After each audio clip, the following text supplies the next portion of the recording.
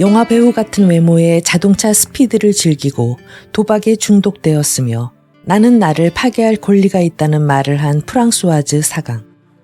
1954년 소설 슬픔이여 안녕이 세상에 나오자 20세기 최고의 베스트셀러가 되었고 전 세계적으로 읽혀지게 되었습니다. 또 출간과 동시에 비평가상을 받으며 작품성을 인정받기도 했죠. 당시 이 소설의 작가는 만 18살인 대학생이었고 이 작품은 두세 달 만에 완성된 것이었습니다. 첫 작품이 세계적인 작품이네요. 그래서 프랑수아즈 사강은 매혹적인 작은 악마, 천재 작가라 불려졌습니다. 슬픔이여 안녕은 르몽드지가 선정한 20세기를 대표하는 책 100권 중 41위에 오른 책이기도 합니다. 근래 저는 이 소설이 몹시 읽고 싶어졌습니다. 20의 여자애가 쓴 이 감각적이고 지적이며 당돌하고 발칙한 소설은 참으로 프랑스적이다 라는 느낌과 함께 감미로움과 매혹을 안겨줍니다. 3중당 절판 도서로 부담스럽지 않은 분량으로 가볍게 5회차에 걸쳐 완독하겠습니다.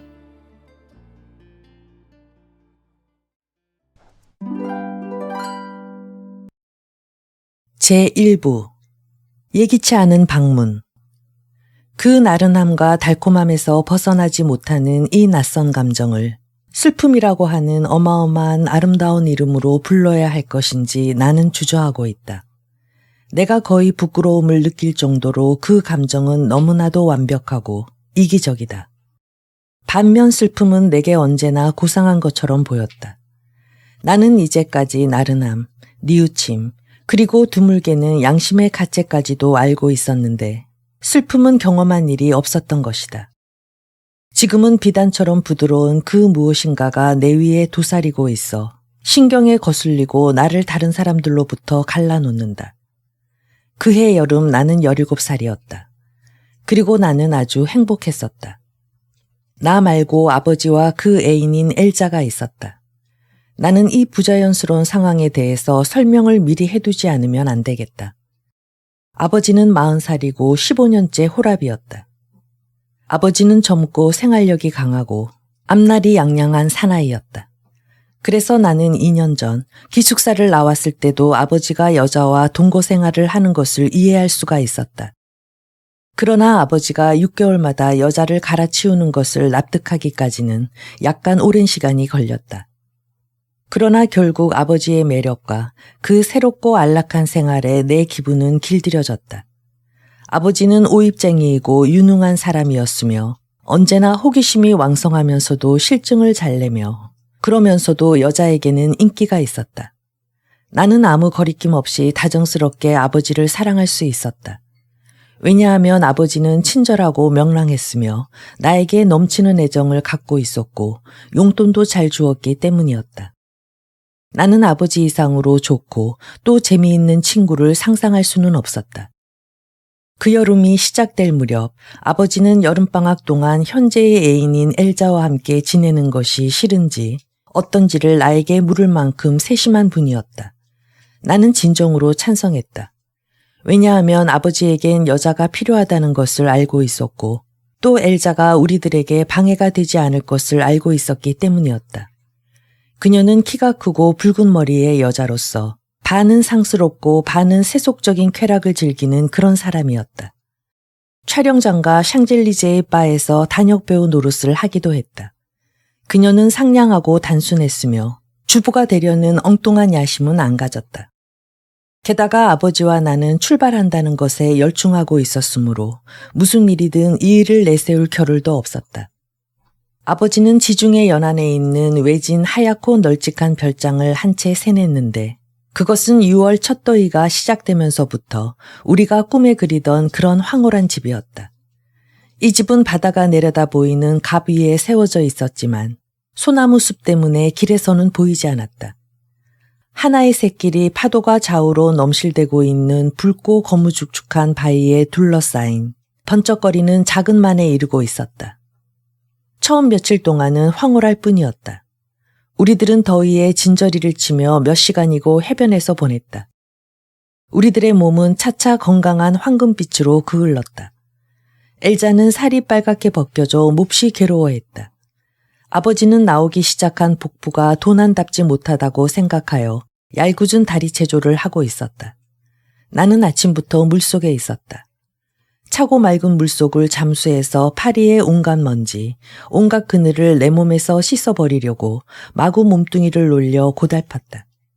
나는 모래 위에 뒹굴기도 하고 또 모래를 손에 움켜쥐고 손가락 사이로 부드러운 황색의 한 가닥 실처럼 뿌려보았다.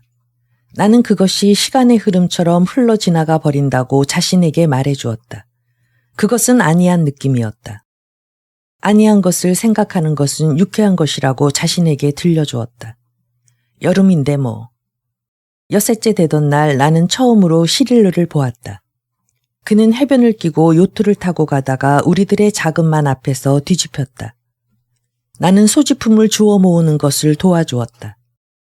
그리고 함께 킬킬대면서 그의 이름이 시릴르라는 것과 법대생으로서 이웃 별장에서 어머니와 여름방학을 보내고 있는 것도 알았다. 그는 라틴 계통의 얼굴 모습을 갖고 있었다.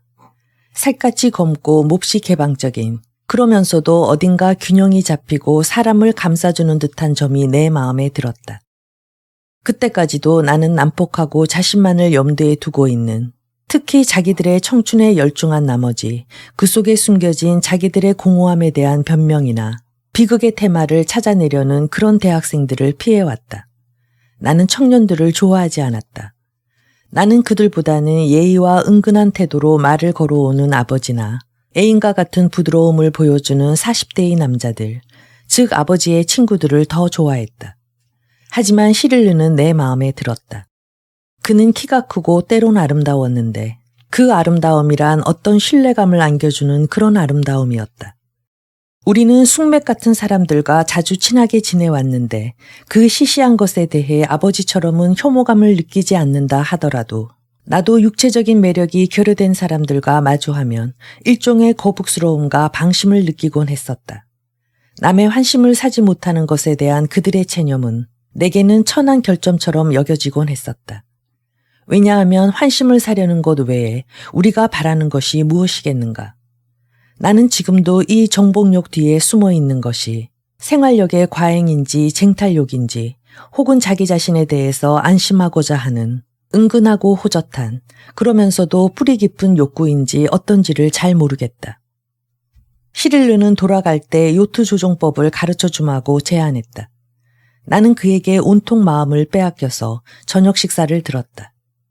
그리고 거의, 아니 한두 마디 밖에는 입을 열지 않았다. 나는 아버지가 신경질적이 되어 있는 것도 거의 눈치채지 못했다. 저녁 식사 후 우리들은 매일 밤 그랬듯이 테라스의 긴 의자에 몸을 눕혔다. 하늘에는 별이 은가루를 끼얹은 듯 총총히 빛나고 있었다. 나는 별을 쳐다봤다. 금년엔 절기가 빨리 다가와 살별이 하늘을 마구 날아다니면 좋을 텐데 하고 막연히 기대하고 있었다. 그러나 지금은 7월 초순이라 별들은 움직이지 않았다. 테라스의 조약돌 틈새에서 매미들이 울고 있었다. 틀림없이 더위와 달빛에 취해서 밤마다 저렇게 이상한 소리로 울어대는 매미가 어쩌면 몇천 마리는 될 것 같아.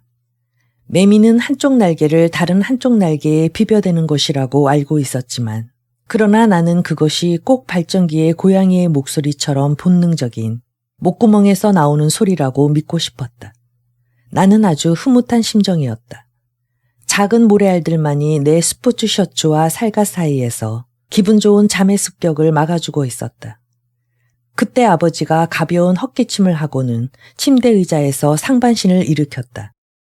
손님이 올 거야 하고 말했다. 나는 실망해서 눈을 감았다. 우리들은 너무도 평화로웠다.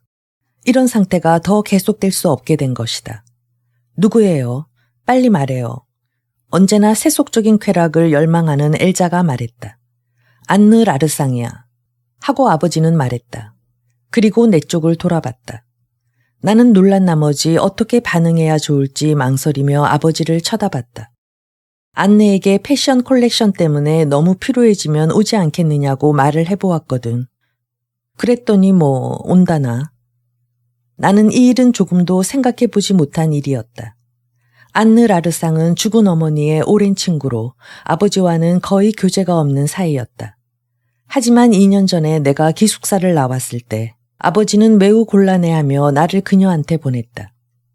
일주일 동안에 안느는 나에게 고상한 취미의 의상을 장만해주고 살아가는 법을 가르쳐 주었다. 그래서 난 안느에 대해서 정열적인 동경을 하게 되었는데 안느는 그것을 교묘하게 자기 측근에 있는 젊은이에게 돌리도록 했다.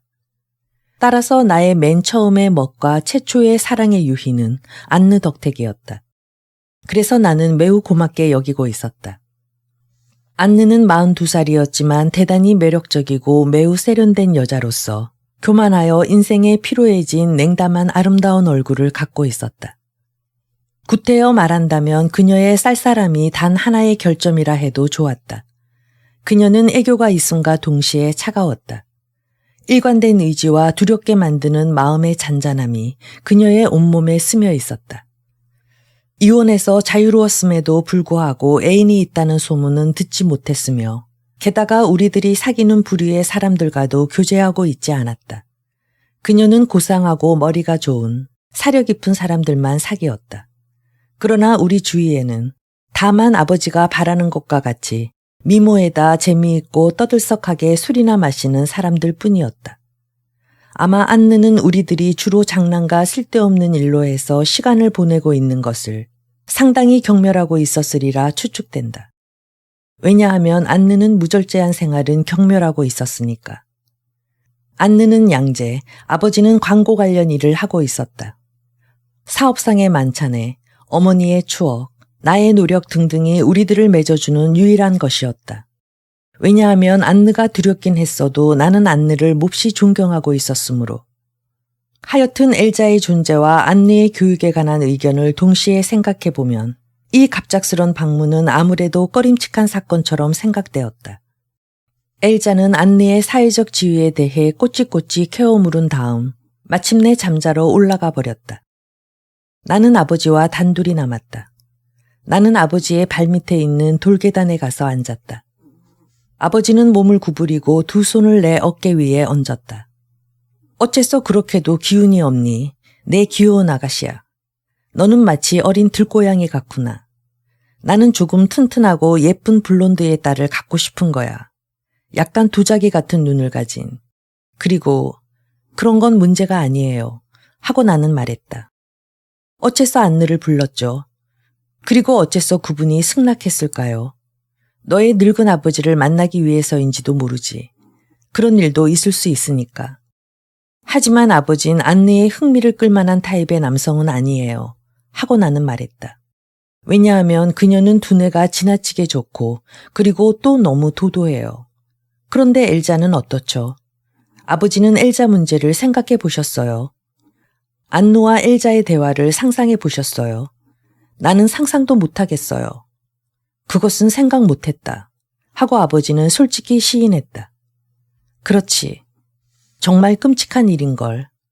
세실, 파리로 돌아가 버릴까? 아버지는 내 목덜미를 살며시 어루만지면서 조용히 웃었다. 나는 몸을 돌려 아버지를 쳐다봤다. 아버지의 까만 눈동자가 빛났다. 익살스러운 잔주름들이 눈가에 잡히고 입은 약간 위로 말려 올라갔다. 아버지는 목신과도 같았다. 나는 아버지와 함께 웃음을 터뜨리고 말았다. 아버지가 말썽을 일으킬 때마다 언제나 그랬던 것처럼. 나의 귀여운 공범자 하고 아버지가 말했다. 내가 없다면 나는 어떻게 될까? 아버지의 음성이 너무나도 심각하고 너무나도 부드러운 투였으므로 나는 아버지가 나 없이는 정말 불행했을 거라고 생각했다. 밤늦게까지 우리들은 연애에 관해서 그리고 그 복잡스러움에 관해서 얘기를 주고받았다. 아버지의 눈에는 그것들은 상상의 것이었다. 아버지는 정조관념이나 중대함, 그리고 책임감 같은 관념을 고의적으로 외면하고 있었다. 그것들은 참다운 이유가 없는 열매를 맺지 못하는 것이라고 내게 설명했다. 그것이 아버지 이외의 사람이었다면 아마도 나는 틀림없이 분개했을 것이다. 하지만 나는 아버지의 경우에는 그러한 태도가 부드러움이나 헌신을 제거시키는 것은 아니라는 것을 알고 있었다. 아버지의 그러한 감정은 일시적인 것임을 깨닫고 또한 그렇게 되기를 원하고 있는 만큼 그러한 심정에 자연스럽게 동화되어 버리는 것이었다. 이 아버지의 연애관이 나를 사로잡았다. 불꽃과 같이 격렬하면서도 일시적인 사랑들이. 나는 정조라는 것에 마음이 끌리는 연령이 아니었다. 나는 사랑에 대해서는 거의 아무것도 몰랐다. 몇 번인가의 데이트, 키스, 그리고 곤태밖에는. 첫 키스의 맛. 안느는 일주일 안에 도착하지는 않을 것이다. 나는 진짜 여름방학의 마지막 며칠을 만끽했다. 우리들은 별장을 2개월 동안 빌리고 있었다. 그러나 나는 안느의 도착과 더불어 완전한 휴식이라는 것이 불가능해질 것을 알고 있었다. 안느는 매사를 분명하게 했으며 말 속의 아버지나 나라면 곧잘 지나쳐 버렸을 어떤 의미를 부여하곤 하는 여자였다. 그녀는 고상한 취미나 품위 같은 것에 대해 여러 기준을 설정해 놓고 있었다. 그래서 우리는 그녀의 갑작스러운 취소, 기분이 상한 듯한 침묵, 표정 같은 속에서 그 규율을 직감하지 않을 수 없게 되는 것이다. 이것은 자극적인 것인가 동시에 번거롭고 결국은 굴욕적인 것이었다. 왜냐하면 그녀가 옳다는 것을 나는 느끼고 있었기 때문이다. 안느가 도착하는 날 아버지와 엘자가 프레지스역까지 마중을 가기로 결정되었다. 나는 이 마중에 함께 가는 것을 완강히 거절했다. 아버지는 궁여지책으로 기차에서 내리는 그녀에게 바치기 위해 뜰에 있는 창포꽃을 전부 꺾었다. 나는 꽃다발을 엘자가 들고 가지 않도록 주의시킬 뿐이었다. 3시에 그들이 가버린 후 나는 해변으로 내려갔다. 견딜 수 없는 더위였다. 나는 모래 위에 누워서 꾸벅꾸벅 졸았다. 문득 시릴르의 목소리에 잠이 깼다. 나는 눈을 떴다. 하늘은 더위 때문인지 하얗게 어렴풋이 보였다. 나는 대답을 하지 않았다. 나는 그와도 누구와도 얘기하고 싶지 않았다. 나는 이 여름에 세차님에 눌려 모래밭에 못 박혀 있었다. 무거운 두 팔과 메마른 입술로 죽었어 하고 그가 말했다. 멀리서 보니 버려진 자네처럼 보였어.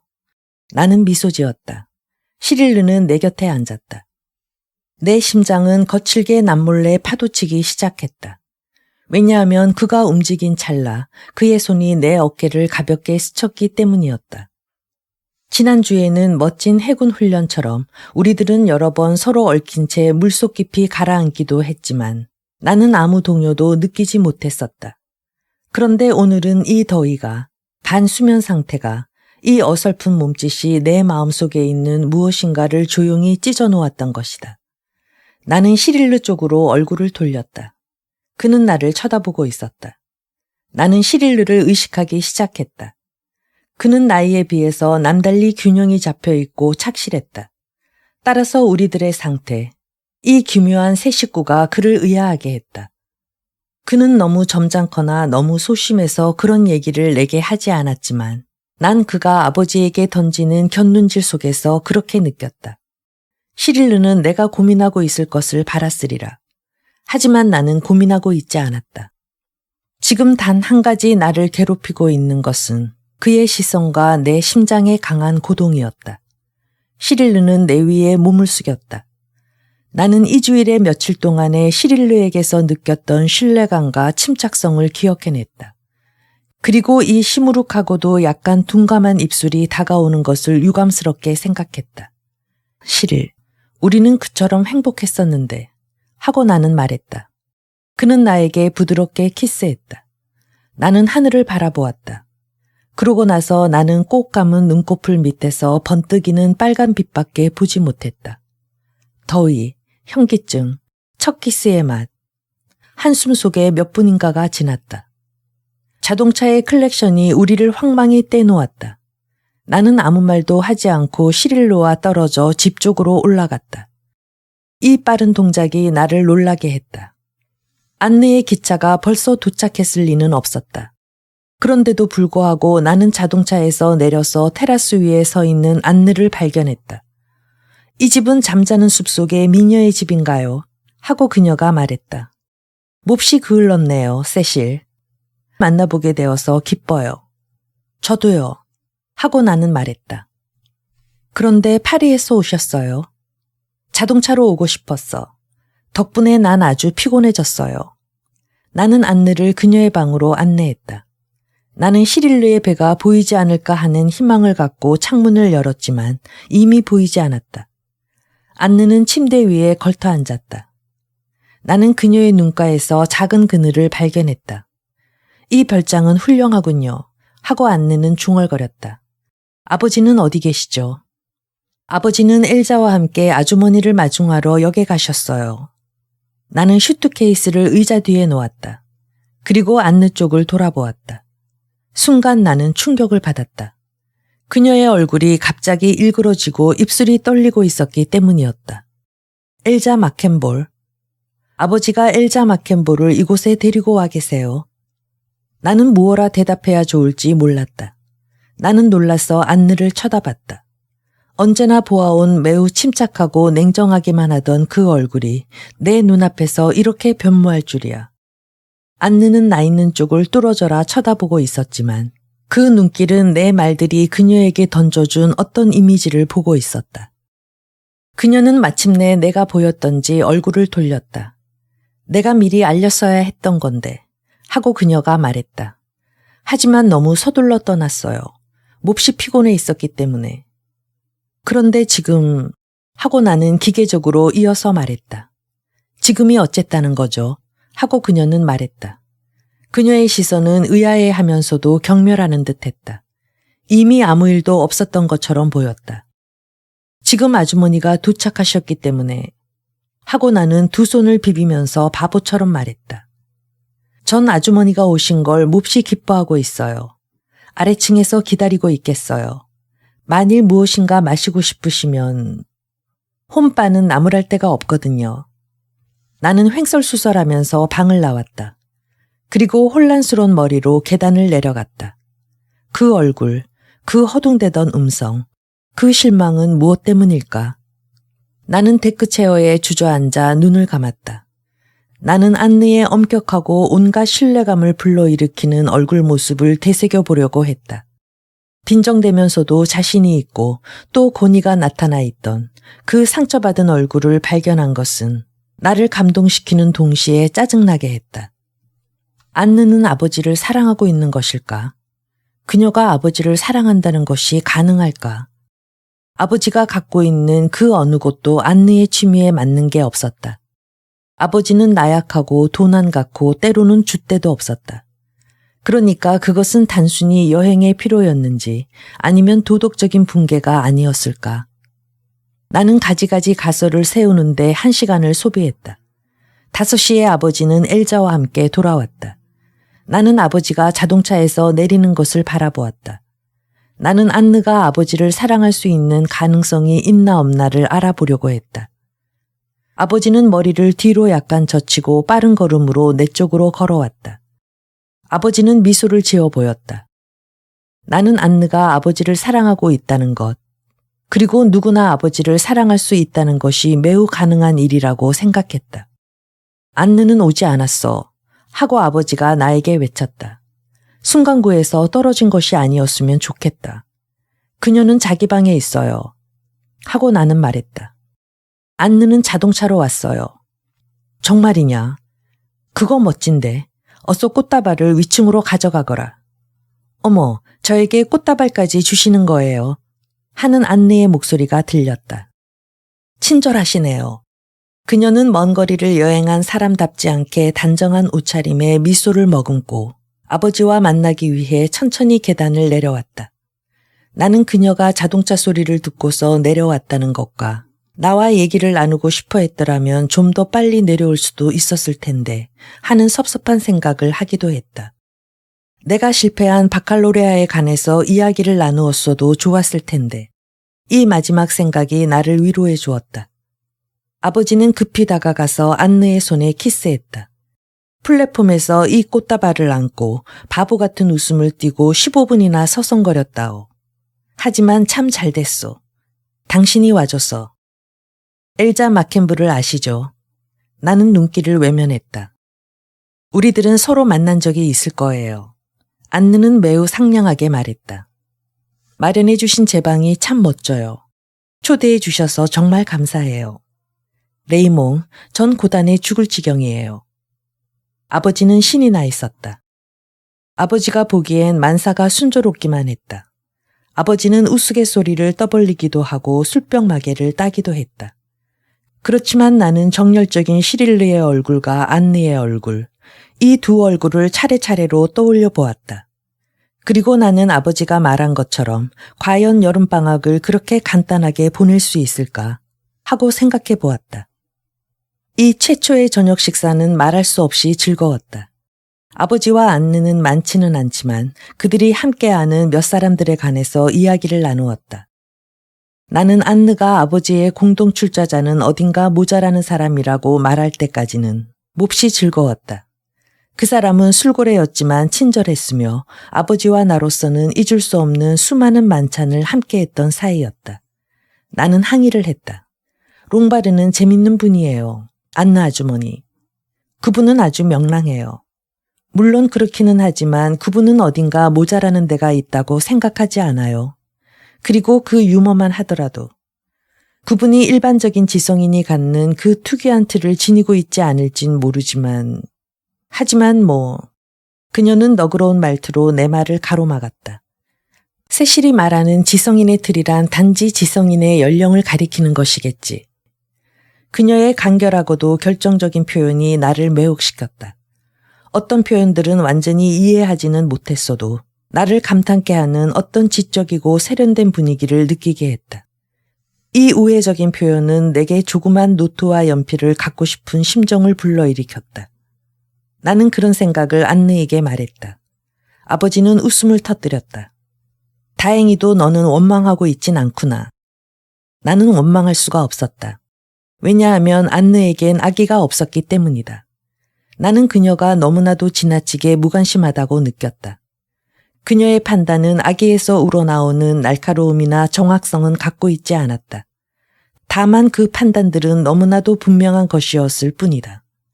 그 첫날 저녁 안느는 엘자가 멍청한 모습으로 자이든 아니든 아버지의 침실로 곧장 들어갔던 일에 대해서는 눈치를 못 채는 모양이었다.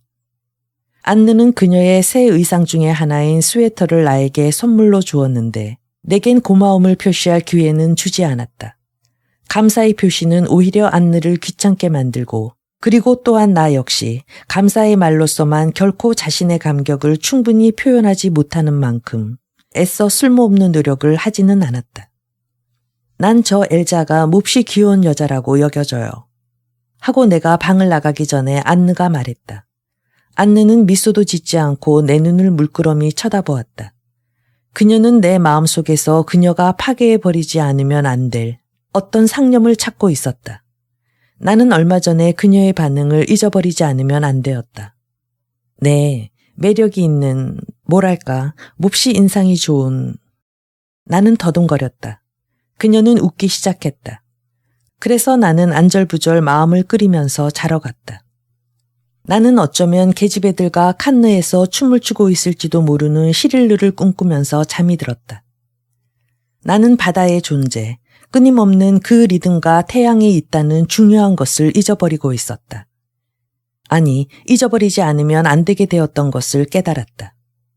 나는 또한 네그루의 보리수 나무가 있는 시골 여학교의 기숙사 안뜰과 그 향기를 추억하고 있을 수가 없었다. 그리고 3년 전에 기숙사를 나왔을 때 역의 플랫폼에 서 계시던 아버지의 미소, 그 난처해하던 미소를. 왜냐하면 나는 머리를 따아 내리고 거의 검정에 가까운 볼품없는 옷을 입고 있었기 때문이다. 그리고 자동차 속에서 폭발해버린 아버지의 기쁨. 왜냐하면 나는 아버지와 꼭 닮은 눈과 입을 갖고 있어서 내가 아버지에게 있어서는 가장 귀엽고 훌륭한 장난감이 되겠기 때문이었다. 나는 아무것도 몰랐다. 아버지는 나에게 파리를, 사치를, 또 안락한 생활을 가르치려 하고 있었다. 그 당시 나의 대부분의 즐거움은 금전의 덕택을 잊고 있었다고 여겨진다. 자동차로 스피드를 내는 일, 새 옷을 장만하는 일, 레코드나 책이나 꽃을 사는 일 등. 아직껏 나는 이런 아니한 즐거움을 부끄러워하지 않는다. 더구나 나는 그것들이 아니한 것이라 듣고 있었기에 그저 아니하다 부르는데 지나지 않는다. 나는 내가 느낀 비애나 신비적인 발작이라면 오히려 쉽게 뉘우치고 부인할 수가 있었으리라. 쾌락과 행복에 대한 기호가 내 성격의 오직 하나의 일관된 면을 나타내주고 있다. 아니면 내가 충분히 독서를 하지 못했던 탓일까? 기숙사에서는 교화적인 책 외에는 읽을 수가 없었다. 파리에서는 독서할 틈이 없었다. 수업이 끝나면 애들은 나를 영화관으로 끌고 갔다. 나는 영화배우의 이름을 몰랐으므로 그들은 나를 놀려대곤 했다. 또한 어떤 때는 햇빛이 내려 비치는 카페 테라스에도 끌려갔었다. 나는 군중 속에 뒤섞인다는 것, 마시는 것, 나의 눈을 물끄러미 쳐다보며 손을 꼭 쥐거나 혹은 군중 속으로 멀리 끌어내는 누군가가 있다는 것에 대한 쾌락을 맛보았다. 우리들은 집까지 걸었다.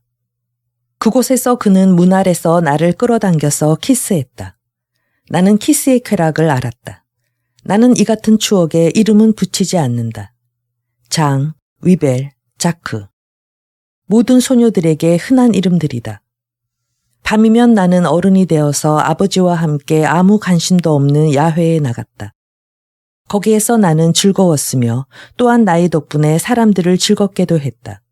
우리들이 돌아올 때 아버지는 나를 집 앞에다 내려놓고 대개는 여자친구들을 배웅하러 가버렸다. 나는 아버지가 돌아오는 소리를 들어본 적이 없다. 나는 아버지가 무언가 모험의 가시를 하고 있다고는 생각하고 싶지 않았다. 아버지는 나에게 그러한 것을 일체 숨기지 않은 것뿐이다. 좀 더 명확히 말하면 빈번하게 점심 식사를 들러오는 애인이 있거나 다행히 일시적이기는 하지만 개중엔 완전히 들어앉고 마는 경우가 있어도 일체 거짓말로 얼버무리며 변명하는 일은 없었다. 어느 쪽이든 간에 내가 오랫동안 아버지의 여자 손님들과 아버지와의 관계를 모르고 있을 까닭이 없었다. 아마도 아버지는 나에게 신뢰감을 유지하고 싶다고 생각했음이 틀림없었을 것이며 또한 그렇게 하면 그로써도 구차하게 거짓말을 창작하는 노력을 하지 않아도 좋았던 것이다. 이것은 아무래도 현명한 사고방식이었다. 그것의 단 한 가지 결점은 내 나이라든가 경험으로 미루어 생각해 볼 때 감동적이기보다는 즐거운 것으로 보여야 할 사랑의 여러 가지에 대해서 한동안 나에게 환멸적인 냉소주의를 불러넣었다는 것이었다. 나는 특히 오스카 와일드의 다음과 같은 간결한 표현을 곧잘 마음속으로 되풀이하고 있었다. 죄악은 근대 사회에 있어서의 유일한 선명한 색채다. 나는 이 규절을 실행에 옮겼을 경우보다 더 확고한 절대성을 가지고 내 것으로 만들었다. 나는 내 인생이 이 문구를 흉내내고 여기에서 영감을 얻어내며 에피나르의 악덕한 이미지처럼 무엇이 솟아나올 수 있을 것이라고 생각했다. 나는 의미 없는 시간이나 단절이나 일상적인 착한 감정을 망각하고 있었다.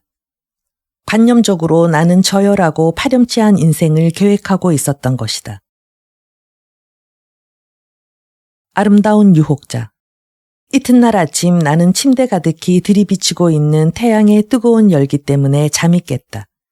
그래서 그 속에서 버둥거리고 있던 약간 뒤숭숭하고 기묘한 꿈에서도 벗어나게 되었다. 나는 꿈결 속에서 이 집요한 무더위를 손으로 가리려다가 단념했다. 10시였다. 나는 파자마 차림으로 테라스로 내려갔다. 그곳에서 신문을 뒤적이고 있는 안느를 발견했다. 나는 그녀가 10개 빈틈없이 화장하고 있는 것을 눈여겨보았다. 그녀는 결코 참다운 의미의 휴가는 즐기지 못하리라. 그녀가 내게 주의를 기울이지 않았기 때문에 나는 커피잔과 오렌지를 들고 한가하게 걸터 앉아서 아침의 쾌락을 누리기 시작했다. 나는 오렌지를 깨물었다. 달콤한 가즙이 입안에 괴었다. 뜨거운 커피 한 모금. 그러고 나서 또 과일의 신선함을. 아침의 태양은 내 머리카락을 뜨겁게 했고 내 살에 난 시트 자국을 펴주었다. 5분쯤 있다가 수영하러 가자 그때 안니의 목소리가 나를 벌떡 일어나게 했다. 세실, 뭘 좀 먹지 않겠어요? 전 아침엔 마시는 게 좋아요. 왜냐하면 조금 볼품있게 되려면 아직도 3kg 정도는 늘지 않으면 안 돼요. 세실은 볼이 움푹 팼고 갈비뼈가 앙상해요. 버터빵을 갖고 와요. 나는 그녀에게 버터빵을 강요하지 않기를 간청했다. 그랬는데도 그녀는 내게 그렇게 하지 않으면 안 된다고 설명하려 할 때 아버지가 호사스러운 물방울 무늬의 실내복을 입고 나타났다. 얼마나 매혹적인 광경이냐 하고 아버지는 말했다. 태양의 그을은 두 소녀가 버터빵에 대한 이야기를 나누고 있는 모습이 말이다. 저런, 소녀는 한 사람뿐이에요 하고 안느는 웃으면서 말했다. 전 당신과 같은 또래예요, 레이몽. 아버지는 허리를 굽혀 그녀의 손을 잡았다. 언제나 변함없이 심술장이로군. 하고 아버지는 부드럽게 속삭였다. 나는 안느의 눈꺼풀이 뜻밖의 예물을 받았을 때처럼 깜빡이는 것을 보았다. 나는 그것을 기회로 슬그머니 자리에서 일어섰다. 계단에서 나는 엘자와 마주쳤다. 눈두덩이 부어있고 태양광선으로 붉어진 얼굴에 창백한 입술이 자리에서 막 빠져나온 것을 말해주고 있었다. 나는 안느가 손질이 잘 되고 매만져진 돋보이는 얼굴을 하고서 아래층에 있다는 것, 그리고 피부에 무리가 가지 않도록 적당히 일광욕을 즐기고 있다는 것 등을 엘자에게 얘기해 주어 그녀를 일깨워 주려 했다. 나는 또한 그녀에게 조심하도록 주의를 주려 했다. 하지만 틀림없이 그녀는 그 말을 곱게 했을 것이다. 그녀는 29살이었다. 안느보다 13살이나 젊었으며 그녀는 그것을 강력한 무기처럼 여기고 있었던 것이다. 나는 수영복을 입고 만 쪽으로 뛰어갔다. 뜻밖에도 시릴르는 벌써 그곳에 와서 배 위에 앉아 있었다. 그는 심각한 표정을 짓고 나에게 접근했다. 그리고 내 손을 잡았다. 어제 일은 용서를 빌고 싶어 하고 그가 말했다. 아니야, 그건 내 잘못이었어. 내가 말했다. 나는 조금도 마음에 두지 않고 있었으므로 그의 예의 바른 태도에 깜짝 놀랐다. 난 자신에 대해서 화내고 있는 거야 하고 그는 배를 바다로 밀어내면서 말했다.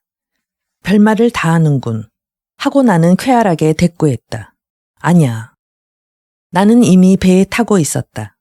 시릴르는 무릎까지 오는 물속에 서서 재판소의 난간을 잡듯이 양손으로 뱃전을 움켜잡고 있었다. 나는 그가 얘기를 끝낼 때까지는 올라오지 않으리라는 것을 알고 가능한 한 주의를 기울여서 시릴르를 응시했다. 나는 그의 얼굴을 잘 알고 있었다. 나는 그곳에서 잃어버린 내 얼굴을 되찾았던 것이다. 나는 시릴이 25이라는 것과 틀림없이 자신을 나쁜 유혹자로 속단하고 있을 거라고 생각하니 몹시 우스워졌다. 웃으면 안 돼 하고 시릴은 말했다. 어젯밤 나는 나 자신을 책했던 거야. 알고 있어. 나에 대해서 너를 지켜주는 것이 아무것도 없는 거야. 너의 아버지나 그 여자만 해도. 난 더러운 놈 중에서도 가장 치사스러운 놈일 거야. 마찬가지 얘기지. 너도 그렇게 생각하겠지. 그는 진지했다. 나는 시릴이 선량하며 나를 사랑하기 시작하고 있음을 느꼈다. 그리고 나도 그를 사랑하고 싶다고. 나는 두 팔을 시릴의 목에 걸고 나의 볼을 그의 볼에 꼭 대었다. 그의 어깨는 넓었고 나의 몸을 받쳐주는 그의 몸은 단단했다. 넌 마음이 고와, 시릴. 하고 나는 중얼거렸다. 마치 오빠처럼. 시릴은 가느다랗게 화난 듯이 부르짖으며 나를 두 팔로 안아 배에서 살며시 끌어내렸다. 그가 나를 단단히 껴안고 들어올렸으므로 내 머리가 그의 어깨 위에 얹혔다. 그 순간 나는 시릴을 사랑하고 있었다. 아침 햇살 속에서 그는 나와 마찬가지로 금색으로 그을어 있었고 한마디로 사랑스럽고 부드럽고 그러면서 나를 지켜주었다. 시릴의 입술이 내 입술을 찾았을 때 나는 시릴과 마찬가지로 쾌락에 떨기 시작했다. 우리들의 키스는 부끄러움도 없었다. 단지 깊은 쾌락의 죽음만이 속삭임 때문에 이따금 끊겼을 뿐이었다. 나는 그에게서 빠져나와 기슭에서 멀어져가는 배를 향해 헤엄쳤다. 나는 얼굴빛을 고치고 식히기 위해 얼굴을 물속에 틀어박았다.